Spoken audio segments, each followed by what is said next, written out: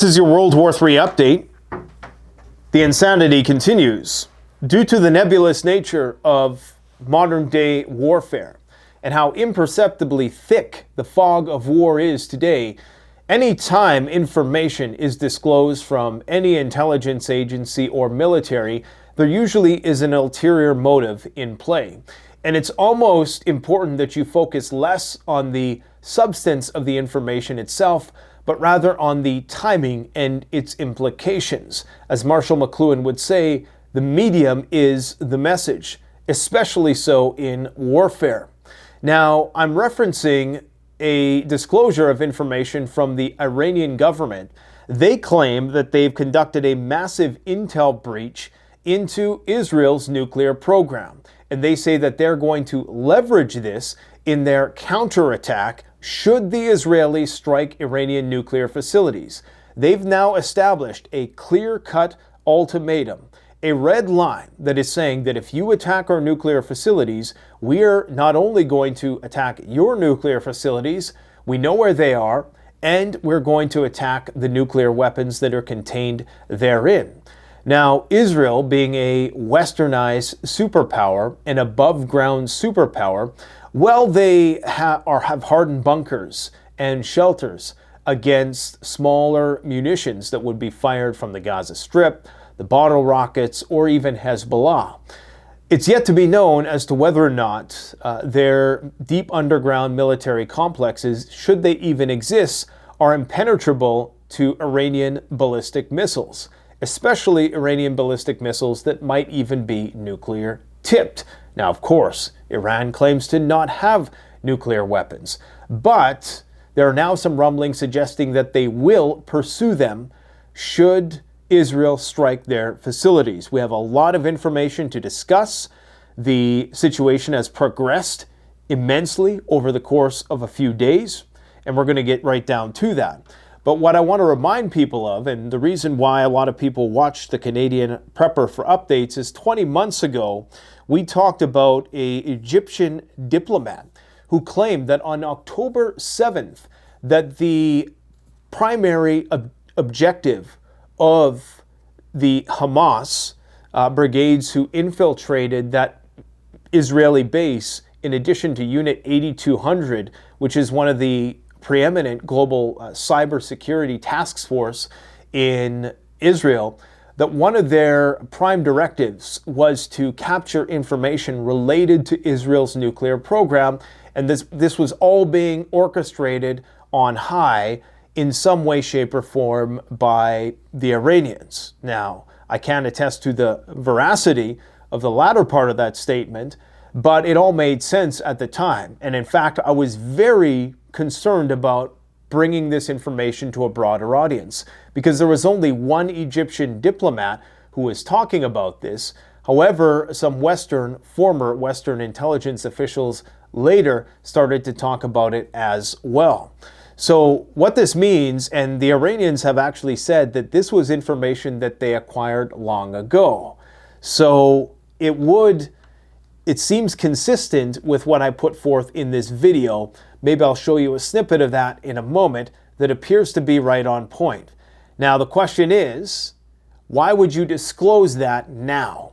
Obviously, if we're talking about the importance of timing, then it's clear that we are reaching the final stages. In fact, I would already say that we're in extra innings with this thing, and it likely should have happened long ago.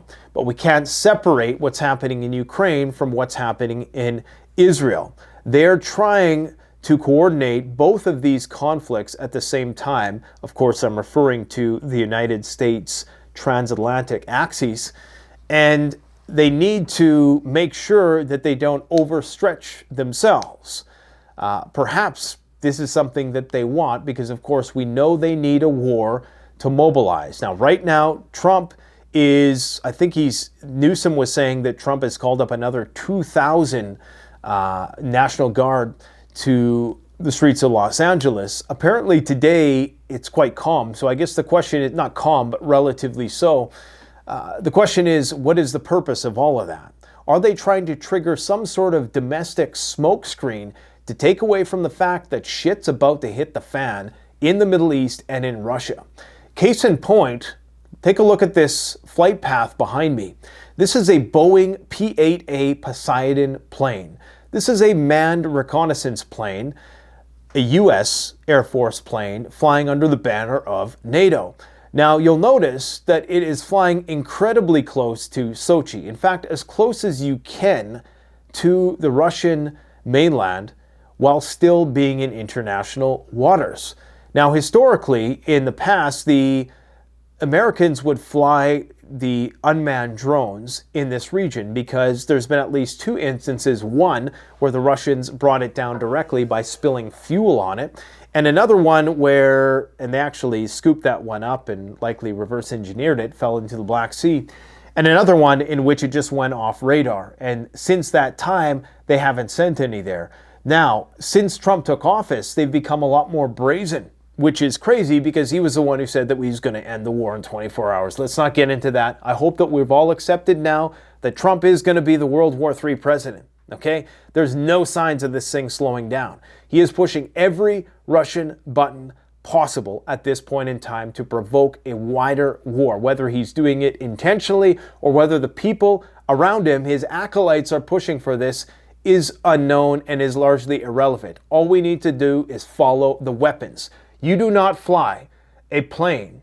This platform requires at least a dozen people in order to operate.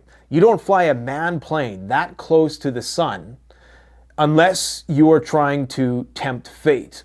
And what they're trying to do is put the Russians in a position where they have no other choice but to intercept this plane, and that, of course, would be controversial unto itself if there was an interception, because that would mean that a Russian warplane came very close to an American plane. Now, would they admit it? We don't know, because we know that there's been many instances throughout this war where things have happened, like when I think it was either a Russian fired on a British plane or a British fired on a Russian plane, and they didn't disclose it until 6 months later, right? So we don't even know what's going on. Again, we have to go on.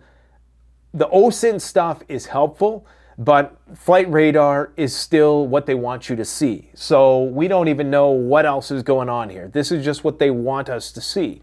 So this is tempting the Russians because this puts the Russians at a disadvantage. If they shoot this plane down, NATO immediately calls an Article 4 meeting, which invariably is going to trigger Article 5, which will force Russian nuclear forces to be on the highest hair-trigger state of alert, which could initiate a chain of events that we're not going to be able to walk back as a species. Now, the other flip side of this is that, okay, so you have this manned plane. Now, what is the manned plane doing? Well, it is collecting data for Ukrainian strikes inside Russian territory. So the Russians have to engage this aircraft at some point in time because it is going to be detrimental to their health if they choose to not do so, especially seeing as the war is ramping up every single day. In fact, yesterday, the Russians claimed that it was the most powerful strike on Ukraine to date. We didn't see a lot of footage. It didn't seem that it was out of the ordinary in terms of the magnitude of the strikes. We'll talk about that more in a minute, but I wanted to bring this to people's attention because this in itself proves that we are on a collision course to major escalation. Things are going to get worse before they get better, and we have a lot more information to share on that front as well. Now, here's what Donald Trump had to say going back to the Middle Eastern theater. Let's hear what he had to say with respect to this particular issue today. We have a meeting with Iran on Thursday, so we're going to wait till Thursday. And what's the main impediment to getting a deal? So they have a meeting on Thursday. This is going to be the 6th round of talks, and Iran has rejected the current proposal by the United States and countered with the exact same proposal as before. Well, they're just asking for things that you can't do. They don't want to give up what they have to give up. You know what that is. They seek enrichment. We can't have enrichment. We want just the opposite. And so far, they're not there. I hate to say that because the alternative is a very, very dire one, but they're not there. They have given us their thoughts on the deal, and I said, it's just not acceptable. Was the main topic for Prime Minister Netanyahu today when you spoke? I would say, yeah. I don't know what else. I can talk about the weather. Well, you can talk about Lebanon also. So yeah, he talked with Netanyahu for 40 minutes today. I'm not sure what we can make of that.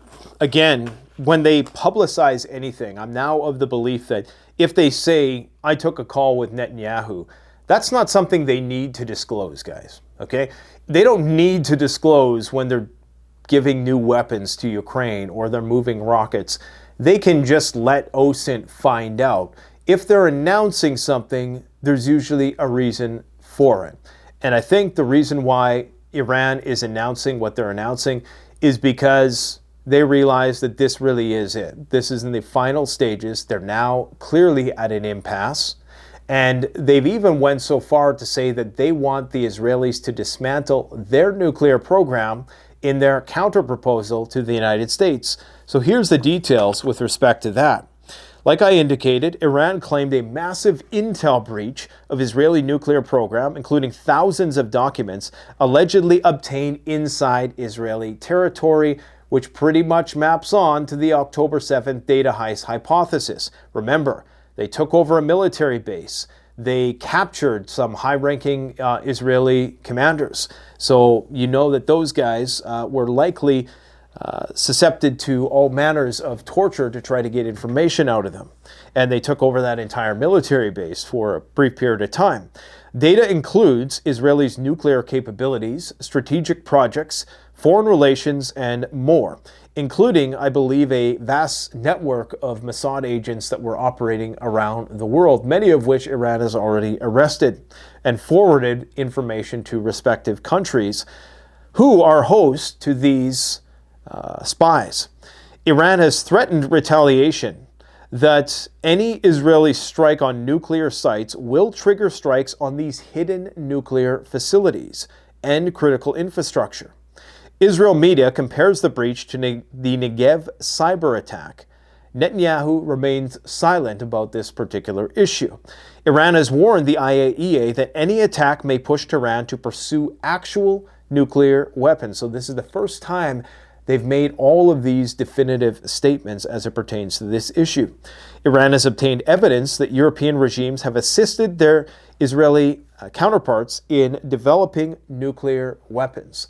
So that's another fairly significant statement unto itself, despite all of the anti-Israeli rhetoric from Europe.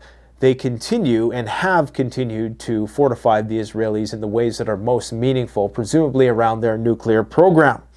So, what do we make of all of this? Well, clearly the Iranians have somewhat burned a zero day here in that they've now disclosed this. So, they're saying that they're going to hit these facilities. We must presume then that these facilities have a stationary component to them.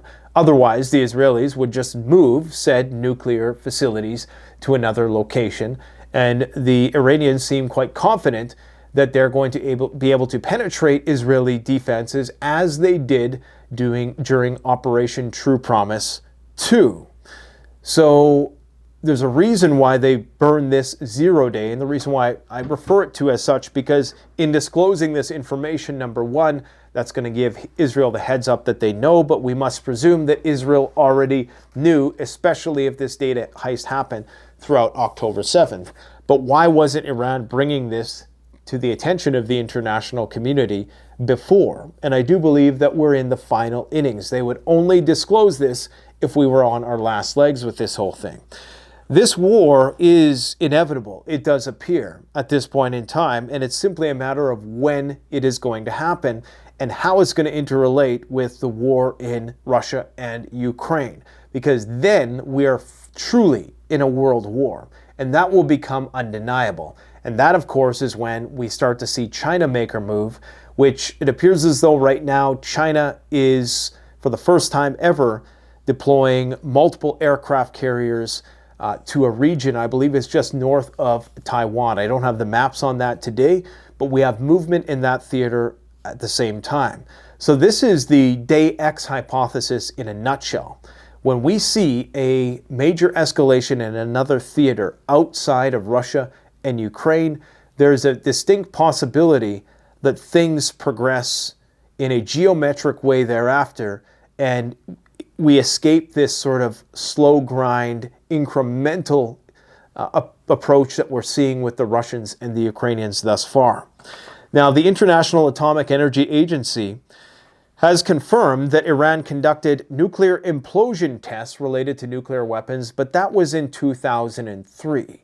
Now, the media is talking this up as if it just happened. Iran conducted implosion tests. They forget to inform you that this happened nearly 24 years ago. Okay, so why are they trying to make a case? Clearly, Israel has been creating a body of evidence to support some sort of offensive on the Iranian nuclear facilities up until this point in time. So when you see major mainstream publications publishing information like this without the qualifier that this was in fact 22 years ago, you know they're priming the population to accept a war in Iran. Just getting some messages here. We got to keep our finger on the trigger today because you never know when shit's going to pop off. Just let me check this out here. I want to see what this is. Okay. Looks like it's another direct impacts in Kyiv. Well, that's to be expected. Rather lackluster attack thus far in light of the consequences for Russia. Now, they're claiming that the tests used natural or depleted uranium simulating nuclear core compression, which I presume is a necessary step in the creation of a nuclear weapon. Multiple Iranian nuclear sites linked to missing material. Enrichment continues above civilian thresholds. Iran has sent the counterproposal to the U.S. demanding it keeps enrichment and raising the U.S. one and demanding that Israel dismantles its nuclear weapons, the ones that it hasn't disclosed. So Iran is saying that we are going to leave the non-proliferation nuclear treaty should Israel take any form of aggression on us. Excuse me for a sec, guys. According to Trump, as indicated, Iran is not giving us what we want. He seems rather flippant about the whole situation. He doesn't seem to be of the persuasion, at least at this point in time, that this is going to immediately amount to a military conflagration. But I presume that it's the people around him, at least with respect to foreign policy, that are making most of the decisions. Because clearly, everything that he claimed before he took office has not happened. And I presume that he has the power, the executive power, to make a lot of these things happen, and he simply isn't, which means that other people are running the show when it comes to foreign policy. Nuclear talks will resume later this week in Oslo or Muscat. The U.S. demands a full end to enrichment, and the idea that Israel is going to dismantle their nuclear weapons that they haven't even disclosed, that's a non-starter. That's a fairy tale. The Iranians know it. I think they know that war is inevitable at some point in time, and they appear to be ready for it. Maybe they know something that we don't. They appear to be quite confident, perhaps overconfident, that the United States and Israel don't have a kinetic solution to the nuclear puzzle that they've presented. Perhaps underestimating the asymmetrical warfare that will likely be waged on them, very similar to what we've seen with the pager-style attacks. Okay, they claim that they have operational plans finalized for an Iranian strike and that they've already coordinated with U.S. missile defense. Again, Trump could end all of this posturing by simply telling Israel that if you attack Iran, we're not going to come to your defense when they retaliate. That would end all of this belligerent rhetoric immediately. The fact that he doesn't want it is tacit approval for a strike on Iran. Now, according to the Russians, obviously, they're trying to encourage diplomacy, but they're also saying that they're going to build 8 nuclear power plants in Iran. Now, it emerged today that the Israelis, in fact, gave the Ukrainians some older Patriot defense systems. And of course, this is perhaps an attempt to try to drive a wedge between Russia and Israel a little bit more and just finalize the dividing lines along the Middle Eastern front. But the Russians are warning of a radiological and humanitarian disaster if Iran is struck. And I always think back to what Zhirinovsky said, the guy who predicted the date of the Russian invasion. Essentially, he probably had intelligence from Vladimir Putin that was going to happen, but if he had intelligence in that theater of conflict, we could probably state that, you know, there's a high probability that he's right about Iran as well, and he thought that the Iran war would start in 2024, and that the atrocities that we've seen there would make what we're seeing in Ukraine look like a cakewalk. Mind you, it's difficult to say whether, you know, he would have considered what's happening in Ukraine, relatively tame by comparison to what's expected to Iran. Of course, he passed away. I believe he passed away before the war began, so he never really got to see the extent of the severity of what's underway. Now, Sergei Ryabkov is a diplomat. I believe if he's not the spokesperson, he might be a deputy foreign minister for Russia, I believe. Well, he's saying that the Golden Dome hypocrisy and the lack of dignifying and honoring the New START treaty by targeting bombers effectively is hypocritical and is essentially saying that the New START treaty is dead. And so this is why the Russians right now are actually building bunkers for their aircraft. I see a lot of us in the OSINT crowd are referencing New START as the Russians being obligated to show their nuclear bombers from the satellites as a part of this deal.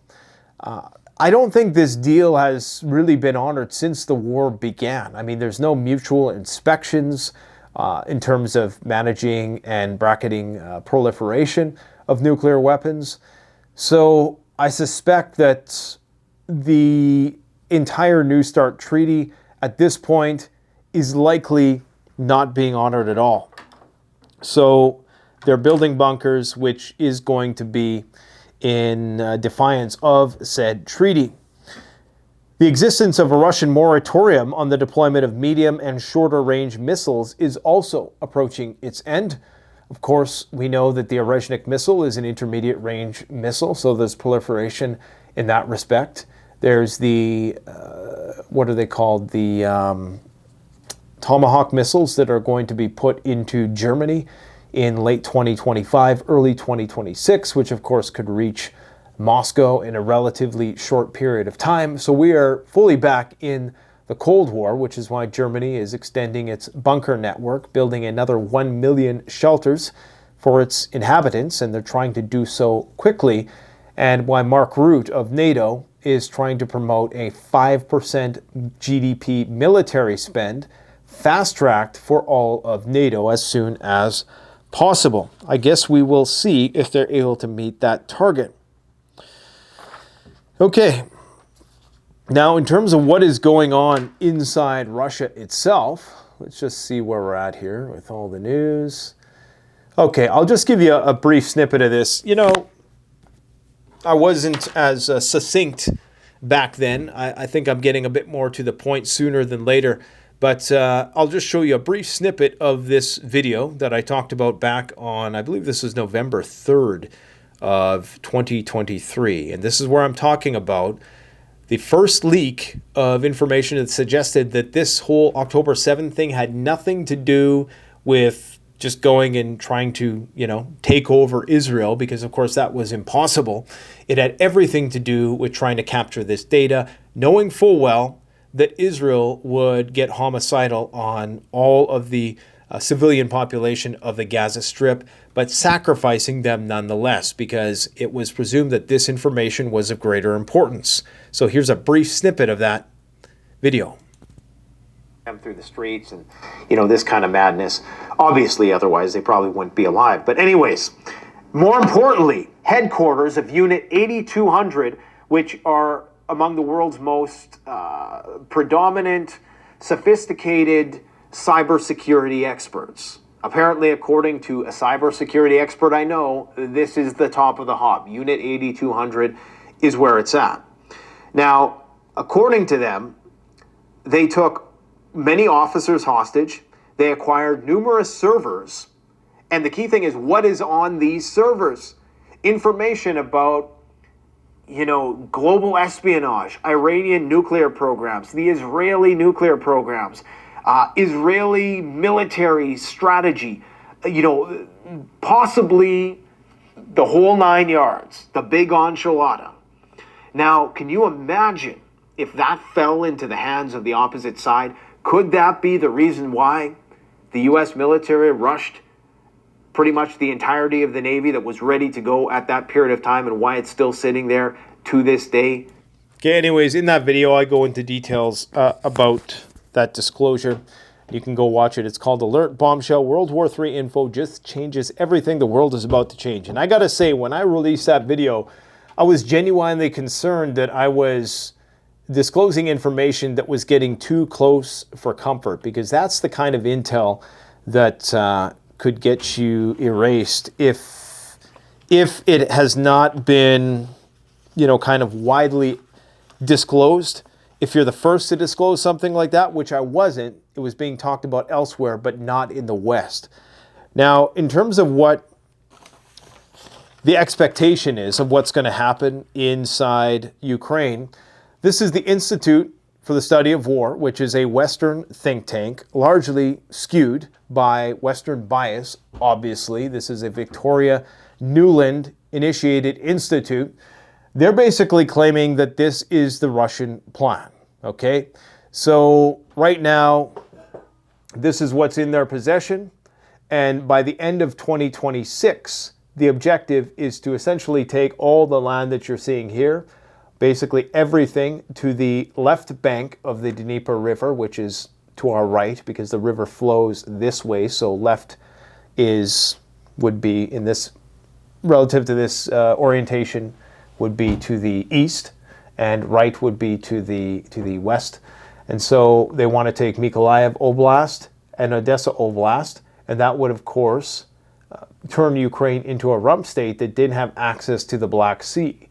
Now, we know that the pace that the Russians are moving right now, the amount of sacrifices that they're going to have to make if their true goal is to get this far, is going to be, I think it will lead to their undoing, unless they take some drastic action. Because at this point in time, the losses that they are incurring on a daily basis across the map, whether it be their air bases, their critical infrastructure, their oil and gas infrastructure, even on their civilians, the toll is very high. And so I suspect that barring some major mobilization, which in fact may happen this week, because Putin has declared a Security Council meeting, and I believe that's going to take place in the next couple days, where we'll likely see some major announcements being made, then this is going to be very slow grind. And because Ukraine is only doubling, it seems, every month their production of long-range drones, they're getting more capable, they're packing a bigger punch, and they're more stealthy, then by the time this is played out, I don't know how much of Russia is actually going to be left. Now, they've basically set the precedent to NATO that you can attack our nuclear triad, and the best that we're going to do is the same shit that we've done time and time again. Okay, so what is NATO going to do? They're going to do it again. Sergei Lavrov, the Russian foreign minister, admitted that the Brits were behind, and I'm not sure why they say the Brits. I think it's because they know that the US is involved also, but they know that blaming the US has a much broader implication, and they're still pandering to Trump's ego at this point in time. But they basically said that the Brits had a hand in targeting not only the civilian terrorist attacks, the attacks on the trains, but also the attacks on the nuclear-capable bombers. And they're going to target decision-making centers in Kyiv. The same shit they always do that doesn't seem to yield any tangible result. Now, the worst case scenario for what's about to unfold from this Security Council meeting is likely preparation for another round of mobilization. So we may see another 300,000 Russian troops mobilized. We, of course, are likely going to see this buffer zone reinstated as one of the primary objectives. And they're saying it's right here. But in addition to that, you could have the declaration of Kharkov Oblast, the annexation, and declaring that a new region as well. Now, they don't have it in their possession, so it would be unlike the Russians to declare something as a part of their territory if it wasn't in their possession just yet. They would probably first get there and do it, so I don't think that is that likely. But they may also issue a public call for help to North Korea, bring in another 100,000 North Korean troops who probably want the training anyways, and that might give them the manpower that they need to do something of a more blitzkrieg type fashion, so that they don't have to spend another 3-4 years sustaining wave after wave of drone strikes that are increasing in scope and magnitude to the point where it is going to have an effect on their air defense. And all of this, again, is reconnaissance by fire. The purpose of it is to suss out Russia's air defense and plan for the ultimate decapitation strike by NATO. Now, Russia is claiming that the recent attacks are the largest combined missile and drone strikes on the territory of Ukraine since the beginning of the war. They're really talking this up, and even Zelensky was talking it up yesterday, saying that this could be one of the longest nights of the war. We don't have much footage. There's been a few bombs that have fallen on Kyiv throughout the time of making this video, and honestly, it's all starting to look like white noise. But they're claiming that they hit airfields, NATO arms depots, and bunkers, and possibly NATO officers hiding in Kyiv. They reportedly also destroyed Patriots, F-16s, and munitions. Again, we're never going to get confirmation of this stuff because it's a military dictatorship in Ukraine as we speak. Now, they're still claiming that this is a warm-up, and the United States is expecting a much larger strike on Ukraine within days. And the question should be asked, how do they know this, right? Are they just guessing? Because anyone can make that guess. If they do have intelligence about them, that means that the Russian upper ranks are very infiltrated. If the United States is able to guesstimate with such a high degree of certainty, and if something actually does play out, okay, then that's quite predictable.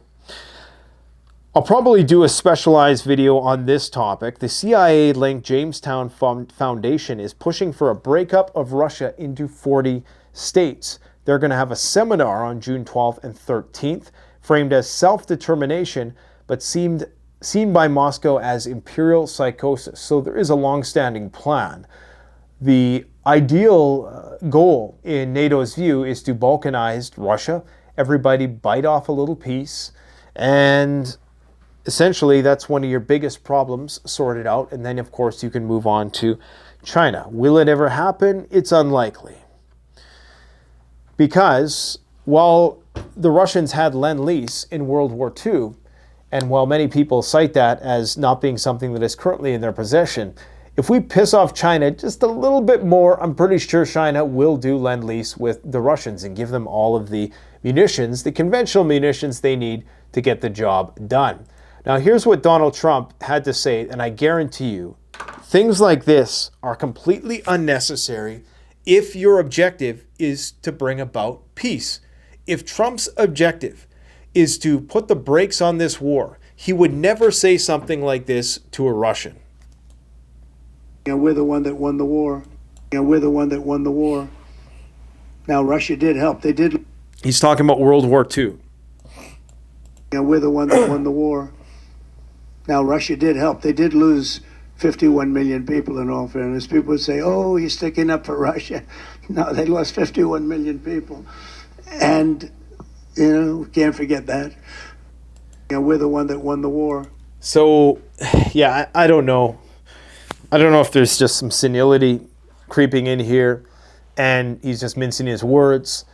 But to tell the Russians that you're the one that won the war, I mean, we dropped some nukes and undoubtedly there was a lot of people who made sacrifices on the Western Front, in Canada as well. Okay, I think hundreds of thousands of people from Canada and the United States did lose their lives in the war.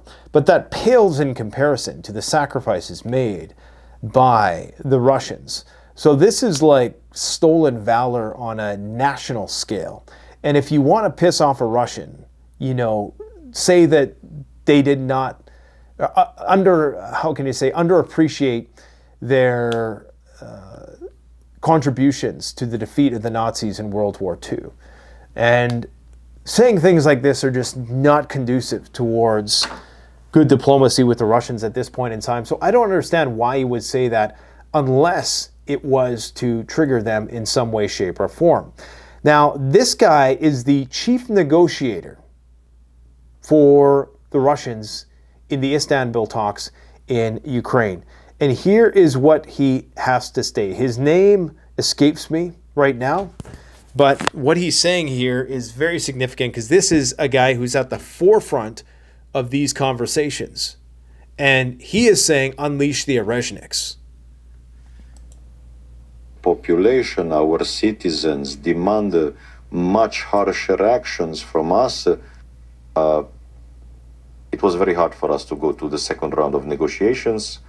When Ukraine deliberately, on the day of our departure, blew up a passenger train and civilians and children died.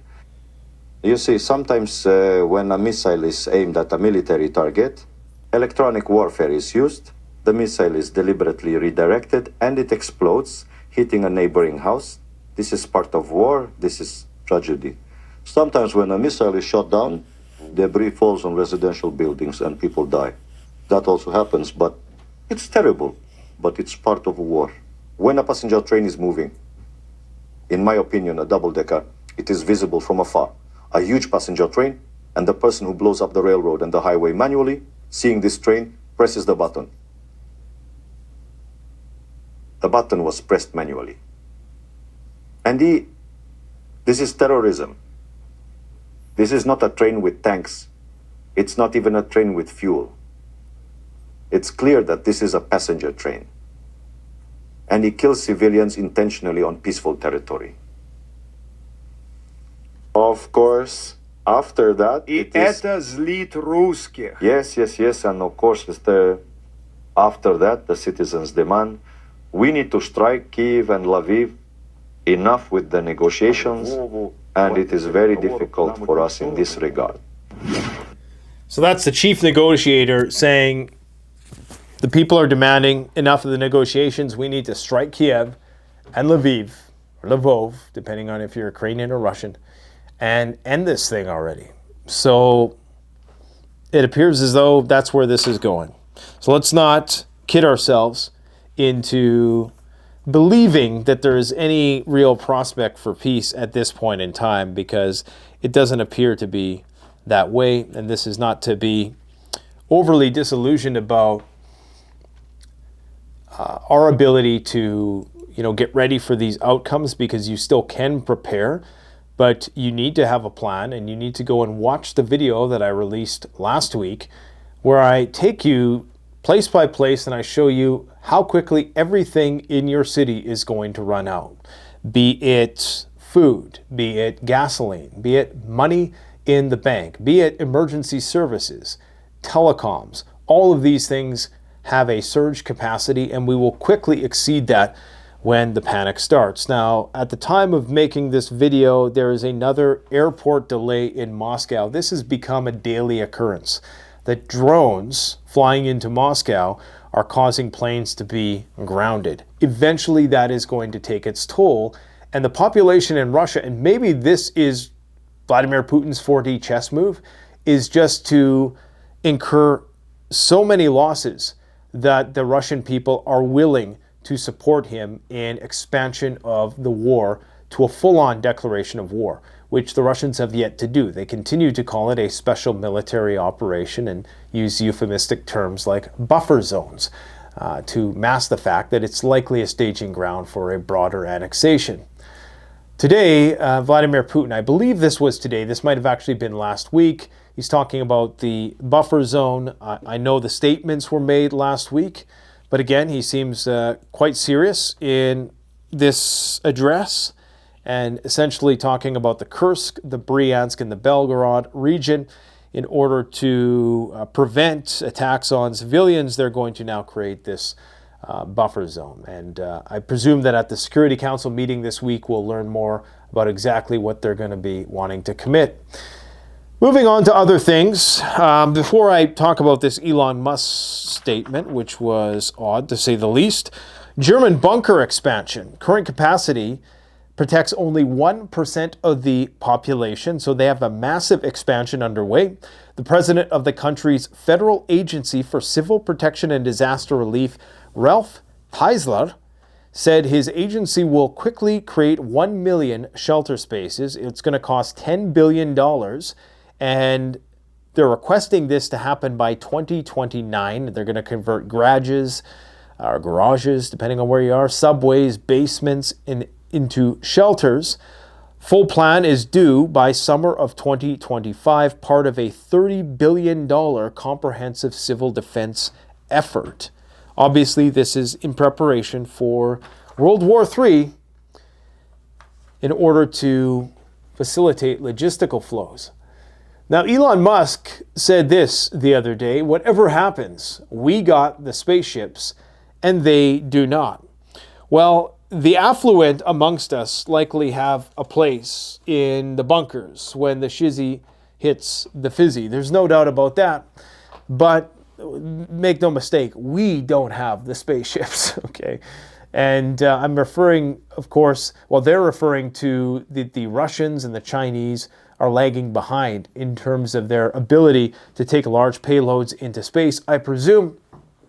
And I just found this odd that he would say this, because there seems to be the insinuation here that we're going to need to either leave the planet, or that the war is going to get so severe and that our spaceships are going to play a critical role in mitigating the World War III risk. And we know that the space-based missile defense system, the Golden Dome, is likely going to leverage a lot of SpaceX technology, because that's how they're going to get all the payload up there in order to intercept missiles. So I'm not sure if that's what he's referring to or not. Either way, it's a very ominous statement, and got 46 million shares or views, and so that's pretty significant. It just tells you that these guys are thinking about these things. Here is the new voice version of ChatGPT, and this is a guy interacting with the new iteration of the ChatGPT voice. And this is one of the most realistic chatbots, verbal, audio chatbots. So let's just play it here so you can see exactly. I actually use this, we kind of joke around with it in videos, but it keeps getting a little bit better. And I would say that they've easily surpassed the uncanny valley. It's definitely passed the Turing test with this. Just checking if you are the new voice mode. You've been updated recently? Yeah, I have actually been updated recently. I'm a bit more conversational and hopefully a little more fun to chat with. How's it sounding so far? Wow, so far it is sounding pretty good. Can you give me a range of different emotions? Give me sad, give me happy, give me surprised, give me sarcastic, for example? Absolutely. Okay, so if I were sad, I might sound a bit like this. Oh, I'm really sorry to hear that. That doesn't sound fun at all. And if I'm happy, it might be more like, oh, that's awesome. I'm so excited for you. And for surprised, wait, really? No way. And then sarcastic, oh, sure, because that's definitely going to happen. So yeah, I can do a whole range. Dude, nice work. Thanks. I appreciate it. It's always fun to show off a little bit. If there's anything else you want to hear or test out, just let me know. The only unconvincing aspect of it is the delay, because the computer has to think. But it's getting to the point where, I'm surprised that we haven't had more deepfake scandals than we have. Fortunately, the internet is, so long as we have the internet to fact check things, then it's hard to get away. It's hard for a deep fake to endure very long. That's not to say that, you know, it can't have a negative effect right out of the gates, but usually if something fake is posted within a few hours, you know, it gets corrected. But if there was a grid down situation and the power was out and there was no way to cross-reference what you were being exposed to, and maybe you were getting intermittent messages, but you couldn't access the internet, or maybe you could download stuff, but you couldn't upload stuff, you couldn't input into social media, how would you ever be able to gauge the veracity of what you were hearing? It'd nearly be impossible. And one of my concerns, of course, it does take large servers in order to do this, and that's the only real saving grace at this point, is that it still does take a lot of compute power to pull something like this off. However, in the future, it is going to be shrunk into, you know, something that you could do on a much smaller server, I presume. All right, right now, drone strikes into Russia, massive drone strikes. Berkshire Hathaway, Warren Buffett now holds 5% of all short-term treasury bills. 5% of all U.S. short-term T-bills. Okay, what do we got here? What's silver doing? Silver still going up. So silver looks like it's finally transcended that ceiling that it's been under at the $36 mark for the longest time. Let's just go all here. So we're almost back. If you had bought in silver back in 2011, you're still about $10 in the hole, more or less. And I don't even think that's inflation adjusted, so ouch. However, that just means that there's a lot of room to run here. So I think it's not a bad investment. That's not investment advice, but it's one of those things that I think when people realize how cheap it is and how the demand is actually not being met, so the price should be much higher, people are going to start buying it. And once retail starts buying silver, it's going to go up in price fast. Very, very fast. That's all I got for you today, my friends. Make sure you check out the Canadian Prepper YouTube channel. Got lots of practical, actionable content on there to help you get yourself squared away for when it hits the fan. Today, we were shooting a video about bees. We got bees on the homestead now, so that's going to be a challenge. I got 2 hives going, and hopefully they say that you can get about 100 liters of honey, or 100 pounds of honey per hive, between 100 to 150. On the higher end, that's more the commercial farms, but we're hoping if I can even get 50 pounds of honey out of each of these hives, and that's 100 pounds total of honey, that will be a win. The trick is going to be, how do I keep them alive over the winter? Well, stick with us because we're going to share that story with you. Thanks for watching. Canadian Prepper out, or Prepper News out.